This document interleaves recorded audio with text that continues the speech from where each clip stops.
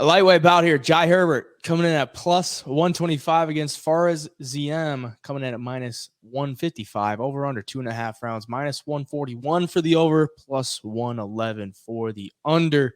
Jai Herbert coming off the draw to Ludovic Klein and could have got the win there. But 35 years of age for Jai Herbert. He's getting up there in age.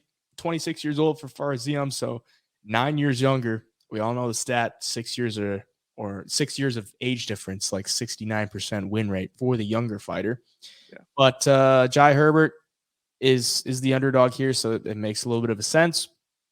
Fighting in his home country of England, where he's had quite the run. I mean, he had the draw back in March. He's always on the London cards. He had the draw back in March, the win over Kyle Nelson in July, and then nearly knocks out Ilia Topuria in March of 2022, but then gets absolutely smoked in the next time, in the next round. So, yeah, I mean, the striking's good, but he's usually the bigger guy, and Faraz Ziam's going to match up with him as far as the height goes. Both guys 6'1", 2-inch reach advantage for Jai Herbert. So I'm interested to see how this one plays out because both guys have been kind of mixing in the wrestling here and there as of recently, but both guys are long, lengthy strikers.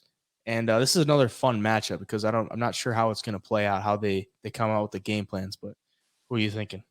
Yeah, both guys are kind of lower volume on the feet. And I just think Jai Herbert's got a little more creativity and craftiness to his striking, like with the kicks. Like you saw the shot he hit Topuria with. Topuria was in the middle of throwing a combination. He snuck it up there in between punches and just rocked him. Like Topuria never saw it coming. And I like that aspect of Jai Herbert's game. Like he can catch you at any minute. He's good at hiding that high kick too. And Ziam, against Figlak, he looked good. And on the feet, he doubled up on the strikes. And a lot of those were on the ground, but like on the feet, man, he's just a little too patient and fights off of his back foot. And he doesn't fight great moving backwards. So if Jai can just get him moving back towards the cage and make him fight on the defense, I think he's going to have a lot of success. But I mean, Jai also has fought the better competition, in my opinion. Renato Moicano, Francisco Trinaldo, Ilia Topuria, and then he's beat guys, like Kyle Nelson and Kama Worthy, who he's supposed to beat. Last fight, too, he won the fight if he doesn't get the point taken, in my opinion. Or I guess in general, the scorecards, I guess, show that. But, stand with Ludovic Klein, who's a great kickboxer. And, it was a pretty even fight on the feet. It was pretty impressive to me. I thought it looked pretty good. So I do see him having a good chance at Ziam here as the underdog. It'll just depend, I guess, if he can keep this thing on the feet. I think that's what it comes down to. I think on the feet, he will potentially give Ziam some problems to where Ziam's going to want to get this thing to the ground. So, yeah, give me the dog here. I was on Jai Herbert in the last fight. So mad at that point deduction. I'm going to go with him again here. It seems like he fights decent when he's in front of his home crowd. Yeah, I think this is a kind of a 50-50 fight. And, by default, I would, tend to say the dog would be the better play because I do think it's 50-50. But for Ziam, the wins aren't like super impressive. The one over Jamie Malarkey is solid. A similar frame between like Jamie Malarkey and Jai Herbert. But I just think Jai's going to come in here. I thought he looked super good against Ludovic Klein. Yeah. Jai did. Even when he got taken down by Ludovic, like Ludovic couldn't do any work. He was so active off his back with the kicks and the elbows. Like he didn't even get a chance to do anything on the ground. So I think Jai comes in here.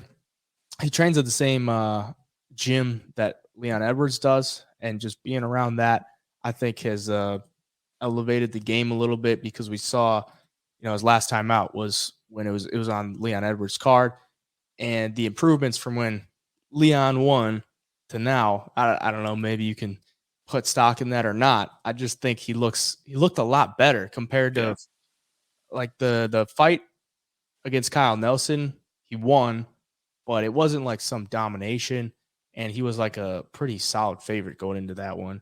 And then the fight against Ludovic, he looked like he had a different type of urgency in there, and a type of confidence. So, yeah, I'm going to go with Jai Herbert as the slight dog, And you got to take into account Ziam trains in France. And there's a Paris card coming up. So why wouldn't they have him on the Paris card? Yeah.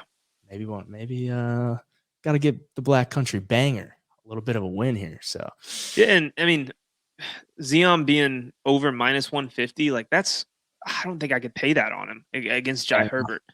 I think it is dog or pass right now in probably a coin flip fight. So yeah, at the end of the day, like, if you think it's 50-50, you got to go with the dog then at a +120 there. So yeah, we'll go with the Black Country Banger.